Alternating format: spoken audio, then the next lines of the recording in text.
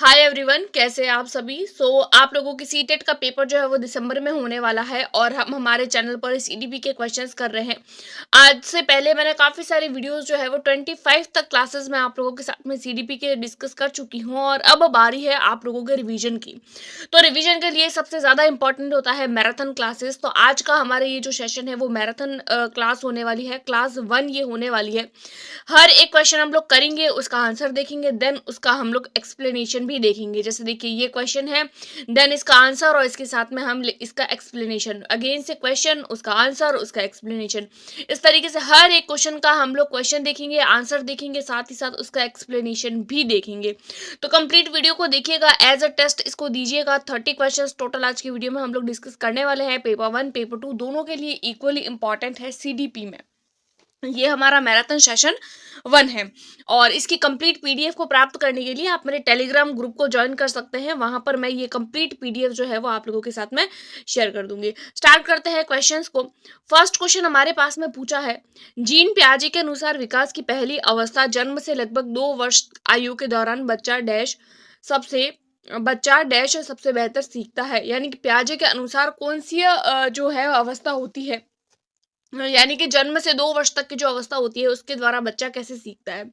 अमूर्त तरीके से चिंतन द्वारा, भाषा के नए ज्ञान के अनुप्रयोग द्वारा, इंद्रियों के प्रयोग द्वारा, निष्क्रिय न्यूट्रल शब्दों को समझने के द्वारा। देखिए बात किसकी हो रही है, जीन पियाजे की। तो देखिए जीन पियाजे में भी क्या बोल रहे हैं कि जन्म से 2 वर्ष तक, यानी कि जन्म से 2 वर्ष तक बच्चा अमूर्त तरीके से तो नहीं सीख सकता। न ही बच्चे को भाषा आती है कि बच्चा भाषा को सीखेगा, न ही निष्क्रिय तरीके से, क्योंकि सीडीपी में हम लोग देखते हैं कि कोई भी बच्चा जो है वो सक्रिय तरीके से सीखता है तो निष्क्रिय वर्ड नहीं आएगा। यहाँ पर जो जन्म से 2 वर्ष तक का बच्चा होता है वो हमेशा अपनी इंद्रियों के माध्यम से सीखता है। तो यहाँ पर फर्स्ट नंबर क्वेश्चन का हो जाएगा हमारा C will be right answer. इसका एक्सप्लेनेशन देख लेते हैं। जीन पियाजे के अनुसार विकास की पहली अवस्था संवेदी पेशी अवस्था होती है, यानी संवेगों के माध्यम से सीखता है। इस अवस्था में बालक देखने, छूने, पहुंचने, पकड़ने, चूसने आदि की स्वतः सहज क्रियाओं में व्यवस्थित प्रयासरत क्रियाओं की ओर अग्रसित होता है। कहने का मतलब यह है कि इस अवस्था में बच्चा जो होता है वो देखने के लिए, छूने के लिए, पहुंचने के लिए, पकड़ने के लिए या चूसने के लिए, सभी क्रियाओं को लिए करने के लिए जो है वो एक्साइटेड रहता है और वो भाषा का अनुकरण करने लगता है, यानी लैंग्वेज का अनुकरण करता है। आवाज को प्रकाश के प्रति प्रतिक्रिया दर्शाता है, यानी कि आवाज, जैसे मान लीजिए अगर आप बच्चे के लेफ्ट साइड में बैठ के और कुछ बोल रहे हैं तो बच्चा लेफ्ट साइड में देखेगा। अगर आप लोग राइट साइड में बैठ के बोल रहे हैं तो वो बच्चा राइट साइड में देखेगा। जहां आवाज आएगी, जहां प्रकाश दिखेगा, वहीं वहीं जो बच्चा है वो देखने की कोशिश करेगा। तो 0 से 2 वर्ष के बच्चे की ये सारी विशेषताएं हैं जो आप लोगों को ध्यान रखनी है। नेक्स्ट क्वेश्चन है हमारे पास में, सबसे अधिक गहन और जटिल सामाजिकरण किसमें होता है, यानी सबसे ज्यादा सामाजिकरण कब होता है। पूर्व बाल्यावस्था के दौरान, प्रौढ़ावस्था के दौरान, व्यक्ति के पूरे जीवन में, या फिर नेक्स्ट ऑप्शन है हमारे पास में किशोरावस्था में। तो देखिए क्या बोल रहे हैं हमको क्या बोला जा रहा है कि सबसे ज्यादा जटिल सामाजिकरण, यानी कि बच्चा समाज में सबसे ज्यादा कब रहता है। भाई पूर्व बाल्यावस्था में तो बच्चा समाज में नहीं रहता है, नहीं प्रौढ़ावस्था में रहता है, पूरे जीवन में तो वो रहता ही है, लेकिन गहन एकदम बहुत अच्छे तरीके से बच्चे का सामाजिकरण कब होता है, तो वो होता है किशोरावस्था के दौरान। तो यहाँ पर हमारा सेकंड नंबर क्वेश्चन का हो जाएगा D will be right answer. इसका एक्सप्लेनेशन देख लेते हैं कि सबसे अधिक गहन और जटिल सामाजिकरण किशोरावस्था के दौरान होता है। इस अवस्था में बच्चे क्या करते हैं, किशोरों में समूह निर्माण की प्रवृत्ति होती है, मैत्री भावना होती है, सामाजिक गुणों का विकास होता है, समूह के प्रति भक्ति, सामाजिक परिपक्वता की भावना का विकास। देखिए ये सारे गुण है ना, ये किशोरावस्था के गुण हैं और ये आपको याद रखना है। इसीलिए मैंने यहाँ पर आप लोगों को साथ ही साथ एक्सप्लेनेशन भी दिया है। ये सारे किशोरावस्था के गुण हैं। बच्चे जो है वो समूह का निर्माण करते हैं, मित्रों की भावना का विकास करते हैं, सामाजिक गुणों का विकास करते हैं, समूह के प्रति वो भक्ति रखते हैं, जो उनके समूह वाले बोलेंगे वही वो लोग करेंगे। समाज की परिपक्वता होती है, उसकी भावना का विकास होता है, बहिर्मुखी प्रवृत्ति का विकास, जो सामाजिकरण की प्रक्रिया को समृद्ध, गहन और जटिल बनाते हैं। तो यहाँ पर हमारा हो जाएगा D will be right answer. Next question है हमारे पास में, आनुवंशिकता को डैश सामाजिक संरचना माना जाता है, यानी आनुवंशिकता कैसी होती है, गत्यात्मक होती है, स्थिर होती है, प्राथमिक होती है या गौण होती है। देखिए आनुवंशिकता जो होती है वो प्राथमिक और गौण की तो बात नहीं हो रही है। गत्यात्मक भाई गति तो नहीं करती है। आनुवंशिकता कैसी होती है, आनुवंशिकता स्थिर होती है। क्यों होती है, क्योंकि देखिए जो भी जो गुण है जो माता पिता से एक बच्चे के अंदर आ रहे हैं तो वो गुण बच्चे के अंदर स्थिर रहेंगे, चाहे कैसे भी हो। जो गुण बच्चे के अंदर आने हैं वो गुण बच्चे के अंदर आएंगे ही आएंगे। तो यहाँ पर हमारा थर्ड नंबर क्वेश्चन का हो जाएगा B will be right answer. और इसका एक्सप्लेनेशन देख लेते हैं। वंशानुक्रम में आनुवंशिकता गुण, आनुवंशिक गुण प्रत्येक व्यक्ति को अपने माता पिता से प्राप्त होते हैं, जो स्थिर होते हैं। जो गुण हमको मिला है वो हमारे अंदर रहेगा। वातावरणीय प्रभाव से इन गुणों की दिशा व दशा बदलती है। भाई वातावरण अलग अगर अलग तरीके से मिलता है तो इसकी दिशा भी बदल जाती है, साथ ही साथ इसका जो है वो दशा भी बदल जाती है। इसीलिए वातावरण सामाजिक संरचना का गत्यात्मक पहलू होता है, जबकि वंशानुक्रम जो होता है वो स्थिर है। तो ये याद रखिए कि वातावरण कैसा होता है तो गत्यात्मक, और वंशानुक्रम कैसा होता है स्थिर। तो यहाँ पर आप लोगों को 2 पॉइंट और सीखने को मिल गए। नेक्स्ट क्वेश्चन है फोर्थ नंबर, सीखने का वह सिद्धांत जो पूर्ण रूप से और केवल अवलोकनीय व्यवहार पर आधारित है, सीखने के कौन से सिद्धांत पर संबंधित है? क्या बोले हैं? जो सिद्धांत अवलोकन के व्यवहार पर आधारित होता है। पहला ऑप्शन है हमारे पास में व्यवहारवादी, दूसरा ऑप्शन है हमारे पास में रचनावादी, तीसरा है संज्ञानवादी और चौथा है विकासवादी। तो देखिए यहाँ पर क्या बोला है, जो पूर्ण रूप से अवलोकन, अवलोकन कौन करता है? अवलोकनीय व्यवहार, क्या बोला है? व्यवहार पर आधारित है, अवलोकनीय व्यवहार। तो यहाँ पर क्या हो जाएगा हमारा व्यवहारवादी। तो यहाँ पर आप लोग वर्ड को देखकर भी अपने आंसर को कैचअप कर सकते हैं। एक्सप्लेनेशन का देख लेते हैं कि ये इसका आंसर क्यों होता है। क्या बोला है? सीखने के व्यवहारवादी सिद्धांत के प्रतिपादकों का ऐसा मानना है, यानी सीखने के जो व्यवहारवादी है, जो जिन्होंने व्यवहारवादी सिद्धांत दिया है, उनका ये मानना है कि सीखने के लिए उद्दीपक का होना आवश्यक होता है। उद्दीपक का मतलब होता है एक्साइटमेंट होना, कि कोई भी काम हमको सीखना है तो वो क्यों सीखना है, तो एक्साइटमेंट होना जरूरी है। व्यक्ति उद्दीपक के प्रति प्रतिक्रिया करता है, सीखता है, प्रतिक्रिया से प्राप्त होने वाले परिणाम को ध्यान में रखकर ही सीखता है। यानी कि कोई भी चीज है, मान लीजिए अगर हम परीक्षा दे रहे हैं, जैसे आप लोग सीटेट का पेपर दे रहे हैं, तो सीटेट का पेपर देखने के बाद में आप लोगों को पता है ये उद्दीपक है, जो सीटेट है ना वो उद्दीपक है, और उद्दीपक के प्रति प्रतिक्रिया, यानी कि आप लोग सीटेट के प्रति क्या कर रहे हैं? तैयारी करेंगे, सीखेंगे और प्राप्त होने वाले परिणामों को ध्यान रख के सीखेंगे कि हाँ मुझे 90 नंबर लाने हैं तो मैं इस हिसाब से तैयारी करूंगा। तो सीखना अवलोकनीय व्यवहार पर आधारित होता है, जो सूझ या अंतर्दृष्टि की आवश्यकता नहीं होती है। यानी कि जो व्यवहारवादी होते हैं वो ऐसा बोलते हैं कि अगर हम प्रयास करेंगे तो सीख जाएंगे, हमारे अंदर समझ है या नहीं है ये हमारे जो है वो डिपेंड नहीं करती है। तो ये भी एक्सप्लेनेशन काफी इंपॉर्टेंट है। नेक्स्ट क्वेश्चन देख लेते हैं हम लोग। फिफ्थ नंबर क्वेश्चन हमारे पास में है। फिफ्थ नंबर क्वेश्चन हम लोगों से क्या पूछा है?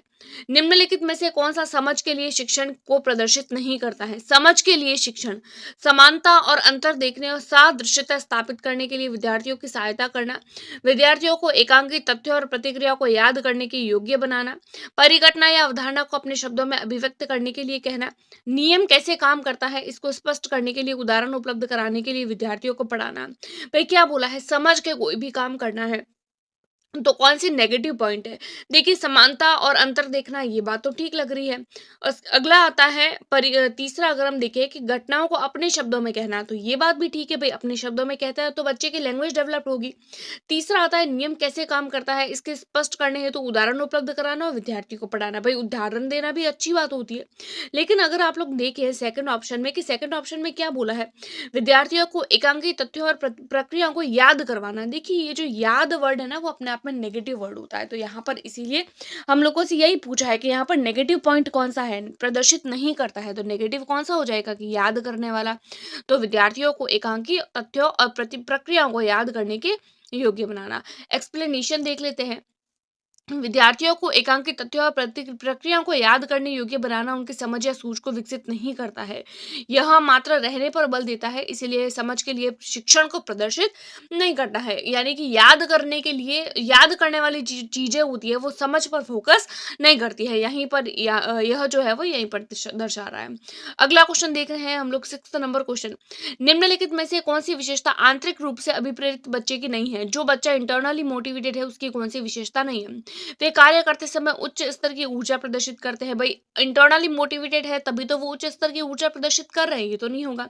चुनौती भरे कार्यों को सफल करते पसंद करते हैं, ये भी नहीं होगा क्योंकि नहीं पूछा है। वे हमेशा सफल होते हैं, उन्हें कार्य करने में आनंद आता है। भाई जो बच्चे इंटरनली मोटिवेटेड रहते हैं उनके अंदर एनर्जी भी अच्छी होती है, वो चुनौती भरे कार्य भी कर सकते हैं और उन्हें काम करने में आनंद भी आता है। लेकिन वो हमेशा सफल हो ऐसा कोई जरूरी नहीं है, ये पूछा है ना, सही नहीं है। तो यहाँ पर आप लोगों का आंसर राइट हो जाएगा सी, क्योंकि जरूरी नहीं है कि वे बच्चे जो इंटरनली मोटिवेटेड होते हैं वे हमेशा सफल हो। तो यहाँ पर हमारा सी राइट आंसर हो जाएगा। इसका एक्सप्लेनेशन देख लेते हैं हम लोग। आंतरिक रूप से अभिप्रेरित बच्चों के लिए ये सही नहीं है कि वे हमेशा सफल होते हैं, क्योंकि अभिप्रेरित होना यह बालक को किसी कार्य के प्रति उत्साह प्रकट करता है। यानी अभिप्रेरित होने का मतलब है कि बच्चे के अंदर एक्साइटमेंट को जगाना। इसका मतलब ये नहीं है कि हमेशा वो सफल हो। इसीलिए हमारा सी नहीं, सी जो है वो नहीं होगा, नहीं हमसे पूछा है, इसीलिए सी हमारा सही हो जाएगा। अगला क्वेश्चन है हमारे पास में 7th नंबर क्वेश्चन। एक शिक्षिका अपनी कक्षा को प्रतिभाशाली बच्चों की योग्यताओं यानी पोटेंशियल की उपलब्धि चाहती है। यानी कि टीचर को ऐसा लग रहा है कि मेरी क्लास के सभी बच्चे जो है वो इंटेलिजेंट हो, वो सभी जो है वो योग्यता को प्राप्त करें। अपने उद्देश्यों की प्राप्ति के लिए उसे निम्नलिखित में से क्या नहीं करना चाहिए? नहीं पूछा है, अगेन से नेगेटिव क्वेश्चन। विशेष ध्यान के लिए उन्हें समकक्षियों से अलग करना, सृजनात्मकता को समृद्ध करने के लिए चुनौती देना, गैर शैक्षणिक गतिविधियों को आनंद लेना सिखाना और तनाव को नियंत्रित करना सिखाना। तो देखिए यहाँ पर हम लोगों का क्या आंसर हो जाएगा? हम लोगों से क्या पूछा है? एक शिक्षिका अपनी कक्षा को प्रतिभाशाली बच्चों की योग्यता की उपलब्धि कराना चाहती है, तो हम इसके लिए क्या नहीं करेंगे? तो देखिए सृजनात्मकता को उसको सिखाएंगे, चुनौती भी देंगे, ये करेंगे। गैर शैक्षणिक गतिविधियों में आनंद लेंगे, भाई जो को करिकुलम एक्टिविटी होती है उसमें ये भी हम लोग करेंगे। तनाव को नियंत्रित करना भी सिखाएंगे। तो कौन सी बात नहीं करेंगे कि विशेष ध्यान के लिए उन्हें समकक्षियों से अलग करेंगे? अलग करना, सेग्रीगेट करना, ये वर्ड अपने आप में गलत हो जाता है, इसीलिए हमारा एक गलत हो जाएगा, क्योंकि हम लोगों से नहीं पूछा है, नहीं पूछा है, इसीलिए हमारा ए सही हो जाएगा। तो 7th का हो जाएगा, A will be right answer.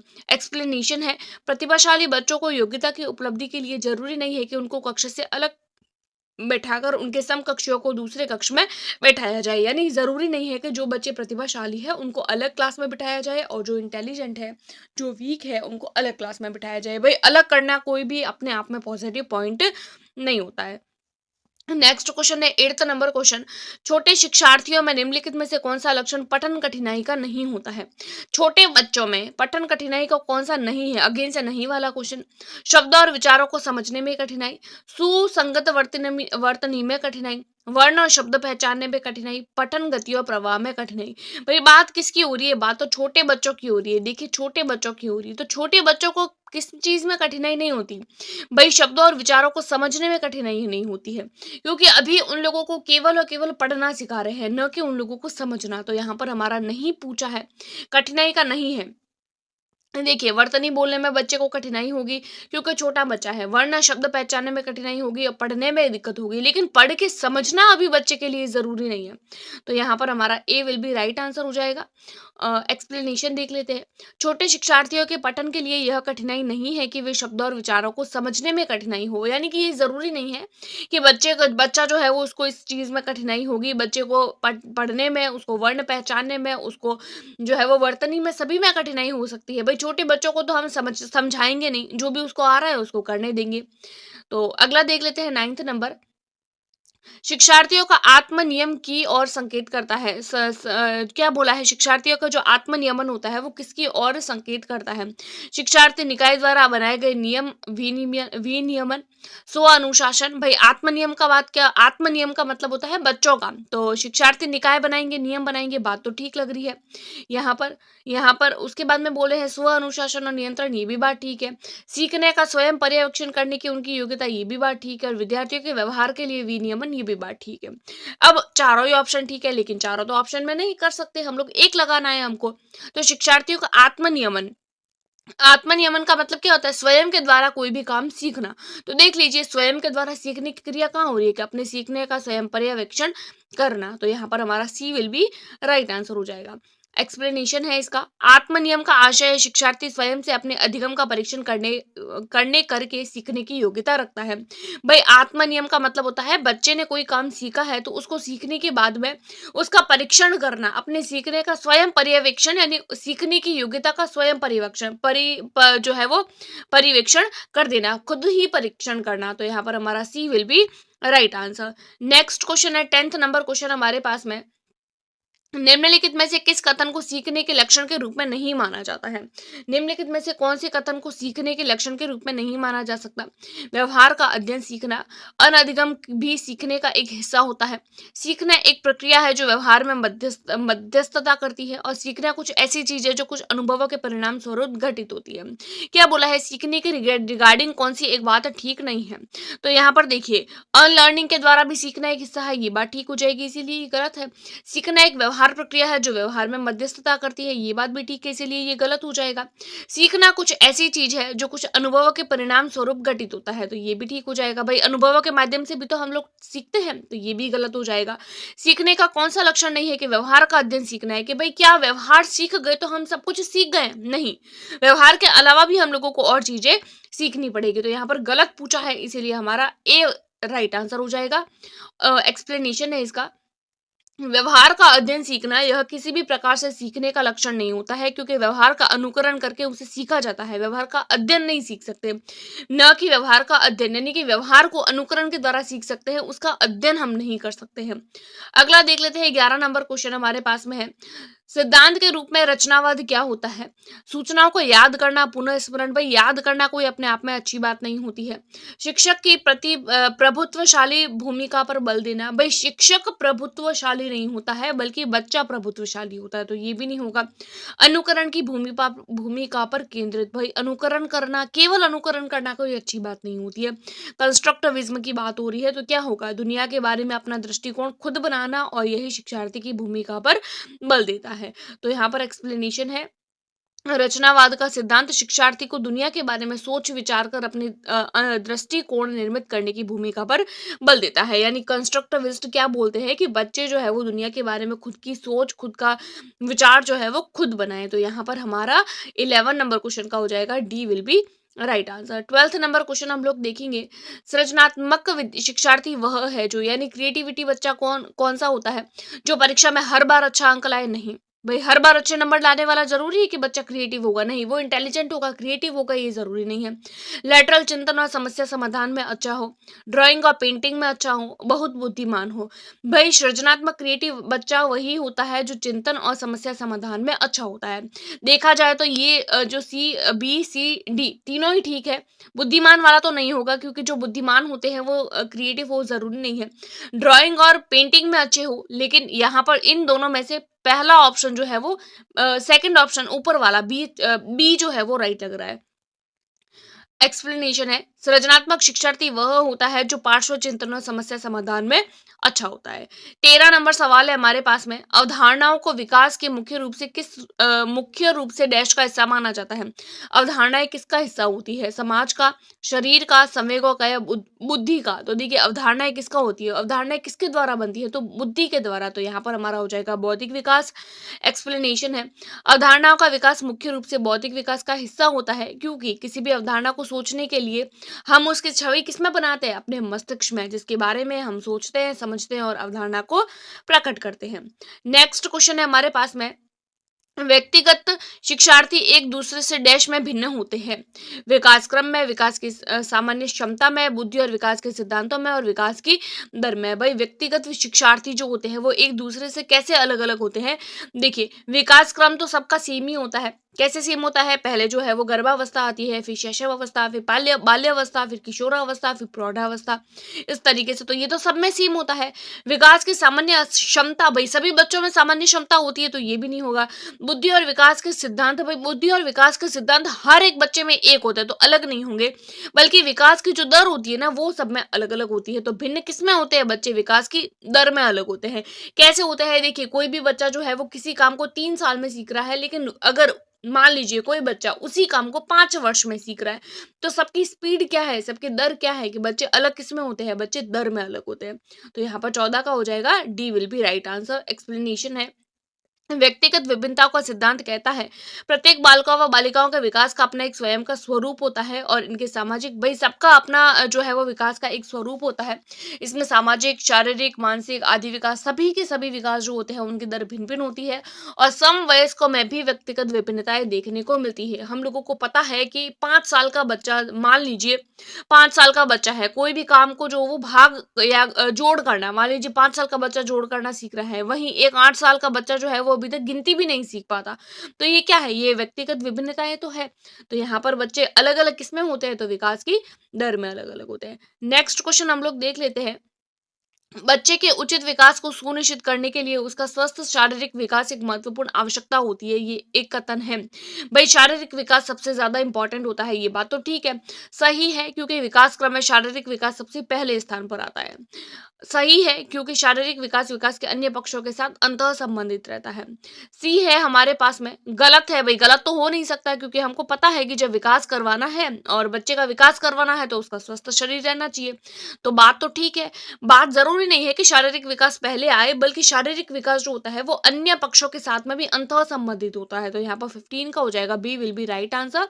इसका एक्सप्लेनेशन है, किसी भी बच्चे के संपूर्ण विकास के लिए शारीरिक एवं अन्य विकास के साथ साथ होना जरूरी है, क्योंकि शारीरिक विकास विकास के अन्य पक्षों के साथ में अंतः संबंधित होते हैं। नेक्स्ट क्वेश्चन है हमारे पास में 16 नंबर। इरफान खिलौनों को तोड़ता है, उसके बिरजों को देखने के लिए उन्हें अलग अलग कर लेता है। तो हम क्या करेंगे, यानी कि इरफान नाम का एक बच्चा है, वो खिलौनों को तोड़ देता है, उनके सारे पुर्जों को अलग अलग कर लेता है। तो इसके लिए हम क्या करेंगे, जिज्ञासु स्वभाव को प्रोत्साहित करेंगे, उसकी ऊर्जा को सही दिशा में संचारित करेंगे। बात तो ठीक लग रही है। उसको समझाएंगे कि खिलौनों को तोड़ना नहीं चाहिए। भाई बच्चा अगर खिलौनों को तोड़ रहा है, उसको पुर्जों को देख रहा है, तो मतलब उसके अंदर क्या है, उसके अंदर ये जिज्ञासा है, क्यूरियोसिटी है कि यहाँ पर क्या हो रहा है, क्यों बना, कोई चीज कैसे बनी है, तो उसके अंदर क्यूरियोसिटी है। तो उसको हम मना नहीं करेंगे कि आप ये मत करो, तो ये नहीं होगा। इरफान को खिलौनों को कभी खेलने के लिए नहीं देंगे, नहीं तो इरफान खेलेगा किससे, उस पर हमेशा नजर रखेंगे। भाई पॉसिबल ही नहीं है कि एक बच्चे पर 24 घंटे हम जो है वो नजर रख पाए। बल्कि अगर बच्चा जो है वो पूजों को देखना चाह रहा है, तो हम उसके स्वभाव को प्रोत्साहित करेंगे और उसको उसको पॉजिटिविटी के साथ में कोई काम करने के लिए प्रेरित करेंगे। एक्सप्लेनेशन है इसका, बच्चों द्वारा खिलौनों को तोड़ना, उसके पुर्जों को देखना यह दर्शाता है कि वह उस बालक जो है उस काम को करने के लिए उत्सुक है, उत्सुकता पूर्वक वो कार्य कर रहा है। अतः इस बालक को जिज्ञासु स्वभाव को हम क्या करेंगे, प्रोत्साहित करेंगे, ताकि उसकी ऊर्जा को सही दिशा में संचारित हो सके और बालक का मानसिक विकास जो है वो सही दिशा में हो सके। अगला देख लेते हैं हम 17 नंबर क्वेश्चन। बच्चे के विकास के सिद्धांतों को समझना शिक्षक की सहायता करता है, यानी कि बच्चे के जो विकास के सिद्धांत होते हैं उसको हम अगर एक शिक्षक समझ ले, तो ये क्यों जरूरी है, टीचर को किस तरीके से हेल्प करेगा, शिक्षार्थियों को क्यों पढ़ाना है, ये जानने में, शिक्षार्थियों की भिन्न भिन्न अधिगम शैलियों को प्रभावी रूप से संबोधित करने में, शिक्षार्थी के सामाजिक स्तर, भाई विकास के सिद्धांत बच्चे के सामाजिक सिद्धांत स्तर को पहचानेंगे। अगला आता है शिक्षार्थी की आर्थिक पृष्ठभूमि। भाई आर्थिक पृष्ठभूमि का क्या लेना देना है इससे, विकास से तो कोई लेना देना नहीं है, सामाजिक स्तर से भी क्यों लेना, कोई लेना देना नहीं है। बच्चे के विकास में जो है वो उसको क्यों पढ़ाना है, ये सीखने, भाई क्यों पढ़ाना है, तो हमको पता ही है बच्चे के शारीरिक मानसिक बौद्धिक सामग्रिक और भाषिक विकास के लिए हम लोगों को बच्चे को पढ़ाना है, ये तो पता है, तो ये भी नहीं होगा। बल्कि हम बच्चे के विकास को कैसे करना है, इसको सीखने के लिए हम क्या करेंगे, शिक्षार्थियों के भिन्न भिन्न अधिगम शैलियों को प्रभावी रूप से संबोधित करने में, यानी जो विकास के सिद्धांत है वो किस चीज में हेल्प करते हैं, कि किसी भी बच्चे को उसकी अधिगम शैली, उसके सीखने की, उसके समझने की क्षमता कैसी है, इस पर जो है वो हमारी हेल्प करेगा। एक्सप्लेनेशन है हमारा, बच्चों के विकास के सिद्धांत को समझना शिक्षक के लिए अत्यधिक आवश्यक होता है। इसके माध्यम से शिक्षक बच्चों की रुचियों, व्यवहारों, संवेगों आदि को सही दिशा में निर्देशित करता है, उनकी आवश्यकताओं को ध्यान में रखता है और शिक्षण शैलियों का भी निर्माण करता है, अतः उसे प्रभावी रूप से संचालित करता है। अगला क्वेश्चन है हमारे पास में 18 नंबर। प्रत्येक शिक्षार्थी स्वयं में विशिष्ट होता है, इसका मतलब क्या है, हम लोगों को पता है कि हर एक बच्चा अलग होता है अपने आप में, सभी शिक्षार्थियों के लिए समान पाठ्यचर्या संभव नहीं है। एक विषम रूपी कक्षा में शिक्षार्थियों की क्षमता को विकसित करना असंभव है। कोई भी दो विद्यार्थी अपनी योग्यता, रुचियों और प्रतिभाओं में एक समान नहीं होते हैं। शिक्षार्थियों में न तो कोई समानता होती है, न ही उनके लक्ष्य समान होते हैं। भाई कोई समानता नहीं होती है ऐसा तो जरूरी नहीं है, ये तो हो सकता है ना, भाई समानताएं तो बच्चों के अंदर दिखती है। सभी शिक्षार्थियों के लिए समान पाठ्यचर्या संभव नहीं है, भाई संभव क्यों नहीं है, संभव तो है, सभी के लिए एक जैसी पाठ्यचर्या बनाई जा सकती है। विषम रूपी कक्षा में शिक्षार्थियों की क्षमताओं को विकसित करना असंभव है, असंभव कुछ भी नहीं होता है, अगर एक टीचर ने सोच लिया है तो वो कुछ भी कर सकता है। भाई एक बच्चे में शिक्षार्थी स्वयं में विशिष्ट होता है, इसका मतलब ये है कि कोई भी दो शिक्षार्थी होते हैं अपनी योग्यता, रुचि या प्रतिभाओं में एक समान नहीं होते हैं, तो मतलब वो अलग अलग होते हैं। तो यहाँ पर हमारा C will be right answer, सी हो जाएगा इसका आंसर। और एक्सप्लेनेशन है इसका, प्रत्येक शिक्षार्थी स्वयं में विशिष्ट होता है, इसका मतलब यह है कि प्रत्येक शिक्षार्थी किसी न किसी विषय में योग्य होगा। कोई भी दो शिक्षार्थी अपनी योग्यता, रुचि और प्रतिभा में कभी भी एक समान नहीं होते हैं। 19 नंबर क्वेश्चन है, पुरुष स्त्रियों की अपेक्षा ज्यादा बुद्धिमान होते हैं, यह कथन किसको प्रदर्शित करता है, लैंगिक पूर्वाग्रह को, अगला आता है बुद्धि के भिन्न पक्षों। भाई समाज की बात हो रही है कि लड़के जो है वो अच्छे होते हैं, पुरुष अच्छे होते हैं, महिलाएं वीक होती है, तो ये बुद्धि की तो बात ही नहीं हो रही है। सही नहीं हो सकती, सही हो सकता है, बिल्कुल भी सही नहीं हो सकता। ये चीज किसको शो कर रही है, तो ये चीज लैंगिक पूर्वाग्रह को शो कर रही है। एक्सप्लेनेशन है, किन्हीं दो वर्गों में विभेद करना ही लैंगिक पूर्वाग्रह होता है। लैंगिक पूर्वाग्रह का मतलब होता है दो जो कम्युनिटीज होती है, चाहे मेल हो, फीमेल हो, गर्ल हो, बॉय हो, उनको अलग अलग शो करना जो है वो लैंगिक पूर्वाग्रह को दर्शाता है। अगला क्वेश्चन है 20 नंबर क्वेश्चन हमारे पास में। क्रिस्टीना अपनी कक्षा को क्षेत्र भ्रमण पर लेकर जाती है और वापस आने पर अपने विद्यार्थियों के साथ में भ्रमण पर चर्चा करती है। तो वो क्या कर रही है, आकलन के लिए सीखना, आकलन का सीखना, सीखने का आकलन, सीखने के लिए आकलन। देखिए वो असेसमेंट कर रही है, तो वो लेकर चली गई भ्रमण पर, अब वापस ला रही है, अब चर्चा कर रही है, तो वो क्या कर रही है कि उसने क्या सीखा है, सीखने के बाद में वो चर्चा कर रही है, यानी सीखने का आकलन कर रही है कि जो बच्चे ने सीखा है उसका असेसमेंट कर देना। एक्सप्लेनेशन है इसका, किसी भी प्रकार से शिक्षार्थियों को प्रायोगिक या व्यवहारिक ज्ञान देकर बाद में उस विषय पर चर्चा करके यह देखना कि शिक्षार्थी ने कितना सीखा, सीखने में त्रुटियों का पता लगाना, उन्हें पुनः सुधारना, यह सीखने का आकलन होता है। यानी कि सीखने के बाद में किसी चीज का आकलन करना, तो वो सीखने का आकलन कहलाता है। तो यहाँ पर हमारा C will be right answer. 21 number question है, मानव विकास कुछ विशेष सिद्धांतों पर आधारित होते हैं, निम्नलिखित में से कौन सा मानव विकास का सिद्धांत नहीं है। भाई प्रतिवर्ती, सामान्य से विशिष्ट, अनुक्रमणिता और निरंतरता। भाई ये तीनों तो सिद्धांत होते हैं, कौन सा सिद्धांत नहीं होता है, प्रतिवर्ती। प्रतिवर्ती का मतलब होता है इनवर्स हो जाना, कोई भी चीज जो होती है वो कभी भी इनवर्स नहीं होती है। मान लीजिए कोई बच्चा 2 साल का है, उसके बाद में 3 साल का हुआ, तो क्या वो 3 साल से वापस 2 साल में आ सकता है ना, आ सकता है क्या, नहीं आ सकता। तो प्रतिवर्ती कैसे हुआ, प्रतिवर्ती नहीं होता है। तो प्रतिवर्ती मानव विकास का सिद्धांत नहीं होता है, बल्कि सामान्य से विशिष्ट की ओर होता है, अनुक्रमणिकता के साथ में, यानी एक सिस्टमैटिक ढंग से है।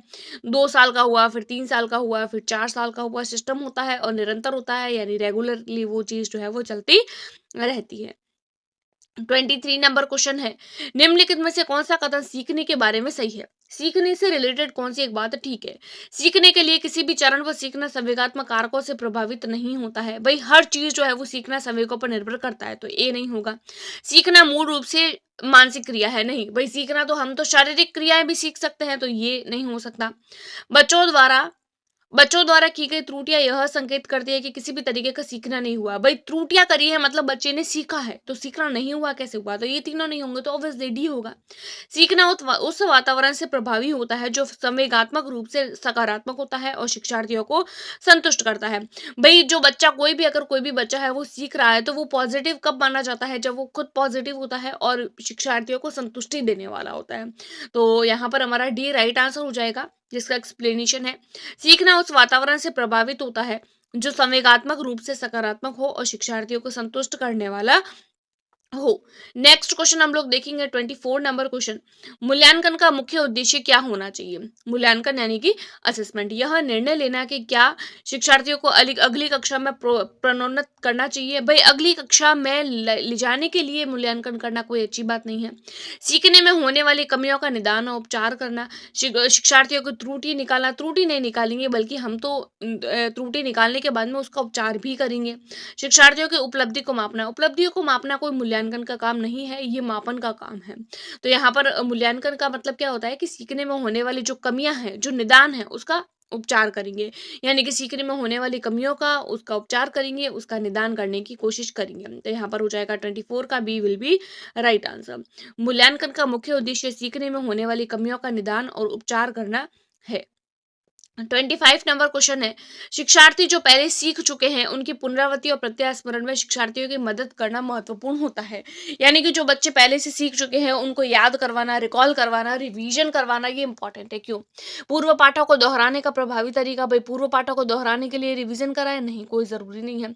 शिक्षार्थियों की स्मृति को बढ़ाता है, उसका सीखना सुदृढ़ करता है, बात तो ठीक लग रही है। यह किसी भी कक्षा अनुदेशन के लिए सुविधाजनक है। भाई क्लास के इंस्ट्रक्शन के लिए पढ़ाना ये कोई अच्छी बात नहीं है। बी तो ठीक लग रहा था। डी देखते हैं, नई जानकारी को पूर्व जानकारी से जोड़ना सीखने को समृद्ध बनाता है। भाई बात तो दोनों ठीक है, लेकिन डी जो है वो बी से भी ज्यादा बेस्ट ऑप्शन है कि जो नई जानकारी होती है उसको पूर्व जानकारी के साथ में जोड़ देना, प्रीवियस नॉलेज को न्यू नॉलेज के साथ में जो है वो कनेक्ट कर देना। तो यहाँ पर हमारा राइट आंसर डी हो जाएगा। क्यों होगा? क्योंकि देखिए, यदि शिक्षार्थी किसी पाठ्य पुस्तक को पढ़कर सीख चुका है तो उसकी पुनरावृत्ति और प्रत्यास्मरण यानी रिकॉल करने में, उसको रिवाइज करने में शिक्षार्थियों की मदद करना इंपॉर्टेंट है। क्यों? क्योंकि वो नई जानकारी को जो नई जानकारी को पुरानी जानकारी के साथ में जोड़ देंगे, जो उसकी पढ़ाई को समृद्ध बनाता है। अगला क्वेश्चन है हमारे पास में 26 नंबर, सृजनात्मक उत्तरों के लिए क्या आवश्यक है? मुक्त उत्तर वाले प्रश्न, एक अत्यंत अनुशासित कक्षा, प्रत्यक्ष शिक्षण और प्रत्यक्ष प्रश्न और विषय वस्तु आधारित प्रश्न। भाई क्रिएटिविटी के लिए क्या जरूरी होता है? क्रिएटिविटी के लिए जरूरी होता है मुक्त उत्तर वाले प्रश्न। अगर हम बच्चे को ऐसा क्वेश्चन पूछेंगे जो मुक्त उत्तर वाला होगा, तो बच्चा क्या होगा, अपने हिसाब से आंसर देगा, तो हमें पता चलेगा कि बच्चे की क्रिएटिविटी कैसी है। तो 26 का हो जाएगा ए क्यों होगा? देखिए, सृजनात्मकता का तात्पर्य नवीन विचारों से होता है। नवीन विचार स्वतंत्रता के वातावरण से ही आते हैं। भाई स्वतंत्रता मिलती है तभी तो बच्चे के अंदर नए विचार आते हैं। क्रिएटिविटी का मतलब होता है नए विचार आना, और नए विचार कब आते हैं? जब स्वतंत्रता होती है। और स्वतंत्रता कब होती है? जब मुक्त उत्तर वाले प्रश्न पूछे गए। भाई मुक्त होना, स्वतंत्र होना, बात तो एक ही है ना। सृजनात्मक उत्तर के लिए आवश्यक है कि छात्रों से मुक्त उत्तर वाले प्रश्न पूछे, ताकि बालक स्वतंत्रता पूर्वक अपने विचारों में नवीन आयामों का समावेश कर सके। भाई अगर स्वतंत्रता पूर्वक बच्चा अगर किसी प्रश्न का उत्तर देगा, तो वह अपने विचारों में कई नए चीजों को भी ऐड ऑन कर सकेगा। नेक्स्ट देख लेते हैं 27 नंबर क्वेश्चन, शिक्षार्थियों को डैश के लिए प्रोत्साहित नहीं करना चाहिए। भाई किस चीज के लिए बच्चे को मोटिवेट नहीं करना? अधिक से अधिक पाठ्य सहगामी क्रियाओं में हिस्सा लेना, शिक्षक जो पूछ सकते हैं उन सभी के प्रश्न याद करना। भाई सभी के प्रश्न याद करना पॉसिबल है क्या? प्रोत्साहित नहीं करना चाहिए, ये पूछा है। कक्षा के अंदर और बाहर अधिक से अधिक प्रश्न पूछना, ये बात तो ठीक है। अधिक से अधिक पाठ्य संग्रह में क्रिया कराना, ये भी बात ठीक है। भाई को करिकुलम एक्टिविटी करवा रहे हैं। समूह कार्य में दूसरे शिक्षार्थियों के साथ में सक्रिय रूप से अंतःक्रिया करना। भाई सक्रिय वर्ड आ गया इसलिए सही हो जाएगा। कौन से काम को प्रोत्साहित नहीं करना चाहिए? तो प्रश्नों को याद करने के लिए। भाई याद करना, रिकॉल करना, रिवाइज करना, सारे के सारे वर्ड जो है वो नेगेटिव टैग वर्ड्स हो जाते हैं। एक्सप्लेनेशन देख लेते हैं। एक शिक्षक को चाहिए कि शिक्षार्थियों को कभी भी प्रश्न का उत्तर याद करने के लिए प्रोत्साहित नहीं करना चाहिए, बल्कि उस प्रश्न के उत्तर को पढ़कर उसको समझने के लिए उसको बच्चे को प्रोत्साहित करना चाहिए। नेक्स्ट क्वेश्चन है 28 नंबर क्वेश्चन, निम्नलिखित में से कौन सा रचनात्मक आकलन यानी फॉर्मेटिव असेसमेंट के लिए उचित उपकरण नहीं है? रचनात्मकता के लिए भाई सत्र परीक्षा, दत्त कार्य, मौखिक प्रश्न, प्रश्नोत्तरी और खेल। रचनात्मक यानी कि फॉर्मेटिव असेसमेंट के लिए कौन सी एक बात ठीक नहीं होती है? जो सत्र परीक्षा होती है। एक्सप्लेनेशन है इसका, सत्र परीक्षाएं रचनात्मक आकलन के लिए उचित उपकरण नहीं होती है। सत्र परीक्षा का मतलब होता है जो वर्ष के अंत में आती है, जिसका उद्देश्य शिक्षार्थियों को कक्षा में प्रोन्नति करना है, उसको वार्षिक उपलब्धि को जानना, उसको ग्रेड देना। सत्र परीक्षाएं संकलनात्मक आकलन का मुख्य उपकरण होता है, जबकि प्रश्नोत्तरी, खेल, दत्त कार्य, मौखिक प्रश्न और निदानात्मक परीक्षण आदि रचनात्मक आकलन के उपकरण होते हैं। तो दो तरीके का आकलन हमारे पास में जो हो जाता है, एक होता है हमारे पास में रचनात्मक और दूसरा होता है हमारे पास में, एक होता है फॉर्मेटिव असेसमेंट और एक और असेसमेंट होता है जो अभी मुझे रिकॉल नहीं हो रहा है। आप लोग कमेंट करके भी बता सकते हैं अगर आप लोगों को याद आ रहा है तो। एक तो होता है रचनात्मक और दूसरा होता है योगात्मक। बिल्कुल याद आ गया, दूसरा होता है आप लोगों के योगात्मक। तो जो योगात्मक होता है वो बीच बीच में होता है, जो लास्ट में होता है, और रचनात्मक जो होता है वो लास्ट में होता है। तो यहाँ पर हम लोगों के लिए ए होगा आपका राइट आंसर। 29 नंबर क्वेश्चन है हमारे पास में, शिक्षार्थियों के सीखने में जो रिक्तियां रह जाती है उसके निदान के बाद में क्या करना चाहिए? सभी पाठों को व्यवस्थित रूप से दोहराना, शिक्षार्थियों और अभिभावकों को उपलब्धि के बारे में बताना, समुचित उपचारात्मक कार्य और सघन कार्य। भाई क्वेश्चन क्या पूछा है हम लोगों को? क्वेश्चन पूछा है कि निदान के बाद में हम क्या करते हैं। भाई निदान के बाद में ऑब्वियसली हम लोग उपचार करते हैं। तो यहाँ देख लीजिए, सभी पाठों को व्यवस्थित रूप से दोहराना नहीं होगा, अभिभावकों को उपलब्धि के बारे में बताना नहीं होगा, सघन अभ्यास नहीं होगा। निदान के बारे में क्या आता है? निदान के बाद में आता है उपचार करना। तो यहाँ पर 29 का हो जाएगा, C will be right answer. Next question है हमारे पास में, एक्सप्लेनेशन देख लेते हैं। शिक्षार्थियों के सीखने में जो रिक्तियां रह जाती है उसके निदान के बाद में उसको सुधार या समुचित उपचार करना आवश्यक होता है। नेक्स्ट क्वेश्चन है 30 नंबर क्वेश्चन।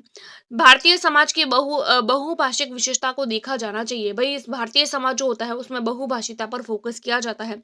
क्यों? शिक्षार्थियों को सीखने के लिए अभिप्रेरित करने हेतु शिक्षक की योग्यता की चुनौती के रूप में, शिक्षार्थियों के लिए विद्यार्थी जीवन को जटिल अनुभव के रूप में बनाने के लिए कारक के रूप में, शिक्षण अधिगम प्रक्रिया में बाधा होती है। भाई बाधा तो नहीं होती है बहुभाषिकता, विद्यालय जीवन को समृद्ध बनाने के संसाधन के रूप में।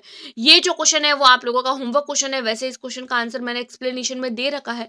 आप लोग इसकी पीडीएफ को प्राप्त करने के लिए मेरे टेलीग्राम ग्रुप को ज्वाइन कर लीजिए, जहां पर मैं एक्सप्लेनेशन के साथ में ये कंप्लीट पीडीएफ अपने टेलीग्राम ग्रुप पर जो है वो शेयर कर दूंगी। सो आई होप आप लोगों को आज का ये जो मैराथन सेशन है वो पसंद आया होगा। पसंद आ रहा है अगर आप लोगों को हमारे चैनल पर पहली बार आए तो लाइक करें वीडियो को, चैनल को भी सब्सक्राइब करें और हमारे चैनल पर जो है वो रेगुलर आप लोग विजिट करिए, क्योंकि हम लोग रीड की क्लासेस भी हमारे चैनल पर कर रहे हैं और साथ साथ में सीटेट की। तो रीड और सीटेट दोनों की क्लासेस हमारे चैनल पर चल रही है। तो आई होप आप लोगों को वीडियो पसंद आई होगी। Do like, subscribe and share. Thanks for watching.